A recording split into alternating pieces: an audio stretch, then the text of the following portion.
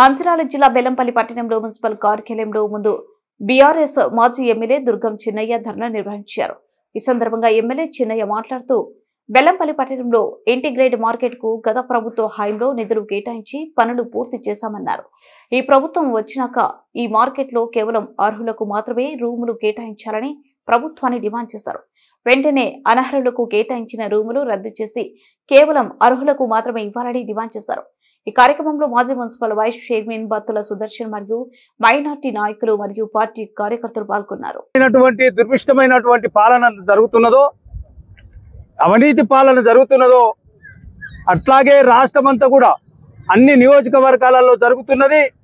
దాంట్లో ముఖ్యంగా బెల్లంపల్లిలో మరి ఏ విధంగా జరుగుతుందో, మరి బెల్లంపల్లి మున్సిపాలిటీలో ఈ బెల్లంపల్లి టౌన్ పరిధిలో ఇంటిగ్రేటెడ్ మార్కెట్ కట్టడం జరిగింది.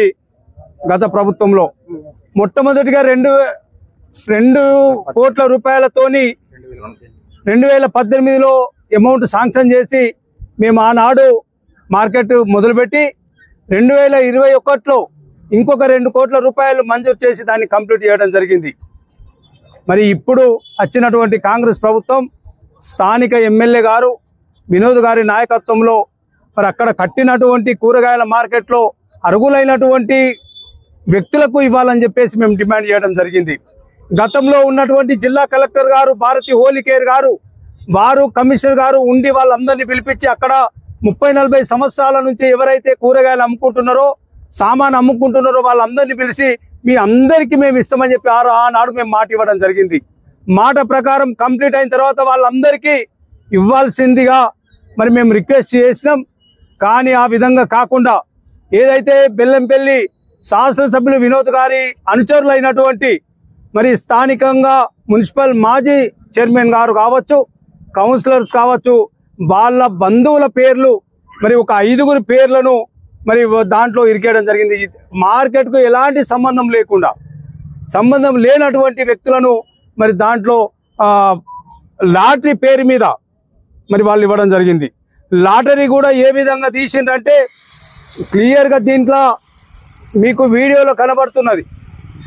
వాళ్ళు జేబులో చిట్టీలు పెట్టుకొని జేబుల నుంచి తీసి కమిషనర్ గారు దానికి వెళ్ళి తీసినట్టు యాక్షన్ చేసి మన ఆనాడు ఈ పేర్లను చదవడం జరిగింది. ఇది మరి వీడియో రికార్డు కూడా మరి పత్రికాముఖంగా మరి మీకు అందిస్తున్నాం. మరి జిల్లా కలెక్టర్ గారి సమక్షంలోనే ఈ విధంగా ఇక్కడ ఉన్నటువంటి కమిషనర్ గారు ఇక్కడ సిబ్బంది మరి ఇంత అవినీతికి పాల్పడితే జిల్లా కలెక్టర్ గారి సమక్షంలోనే జరిగితే మరి మేము ఇంకెవరికి చెప్పుకోవాలో ఒకసారి ఆలోచన చేయమని మేము అడుగుతున్నాం. జిల్లా కలెక్టర్ గారు దీన్ని 4 సార్లు వీళ్ళందరూ చెప్పడం జరిగింది. మాకు అన్యాయం జరుగుతుంది సార్, మరి మేము 30 సంవత్సరాల నుంచి అక్కడ ఉన్నామో, గతంలో ఉన్నటువంటి కలెక్టర్ గారు మాకు మాట ఇచ్చారు మీరు మాకు ఇవ్వాలని అంటే వాళ్ళని బయటకు పంపించేసి మళ్ళీ వాళ్ళకి ఇచ్చడానికి ప్రయత్నం జరుగుతున్నది. దీన్ని మేము తీవ్రంగా ఖండిస్తున్నాం. ఇవాళ మార్కెట్ను కట్టడం లోపల కాంగ్రెస్ ప్రభుత్వంది ఒక్క పైసా కూడా లేదు.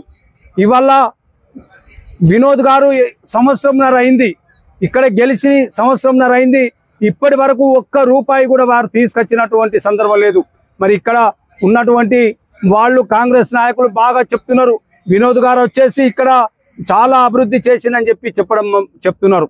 కానీ నేను మొత్తం కూడా మళ్ళీ ఒక పత్రికా సమావేశంలో మరి అప్పుడు తీసుకొచ్చినటువంటి ఏదైతే పనులు ఉన్నాయో ఆ పనులని మాడిఫికేషన్ చేసి ఇప్పుడు నడిచే పార్కులు అన్నిటి కూడా కొబ్బరికాయ కొట్టిరే తప్ప ఒక్క రూపాయి కూడా కాంగ్రెస్ ప్రభుత్వంలో మంజూరైనటువంటి ఒక్క వర్క్ కూడా లేదని చెప్పేసి పత్రికాముఖంగా మీకు తెలియజేయడం జరుగుతుంది.